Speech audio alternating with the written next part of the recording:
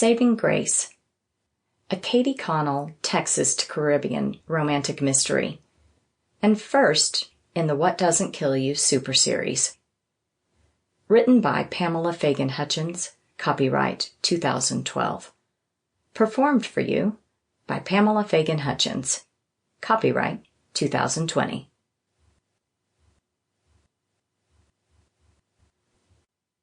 Chapter 1. The Eldorado, Shreveport, Louisiana, March 14th, 2012. Last year sucked, and this one was already worse. Last year, when my parents died in an accident on their Caribbean vacation, I'd been working too hard to listen to my instincts, which were screaming bullshit, so loud I almost went deaf in my third ear. I was preparing for the biggest case of my career, so I sort of had an excuse that worked for me as long as I showed up for happy hour. But the truth was, I was obsessed with the private investigator assigned to my case. Nick. Almost divorced Nick. My new coworker, Nick, who sometimes sent out vibes that he wanted to rip my Ann Taylor blouse off with his teeth when he wasn't busy ignoring me. But things had changed. I'd just gotten the verdict back in my mega trial, the Burnside wrongful termination case. My firm rarely took plaintiff cases, so I'd taken a big risk with this one, and won Mr. Burnside $3 million, of which the firm got a third. That was the total opposite of suck.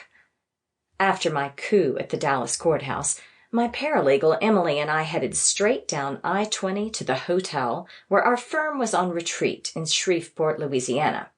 Shreveport is not on the top 10 list for most company getaways, but our senior partner fancied himself a poker player and loved Cajun food, jazz, and riverboat casinos. The retreat was a great excuse for Gino to indulge in a little Texas hold'em between team building and sensitivity sessions, and still come off looking like a hell of a guy. But it meant a 3.5-hour drive each way. This wasn't a problem for Emily and me.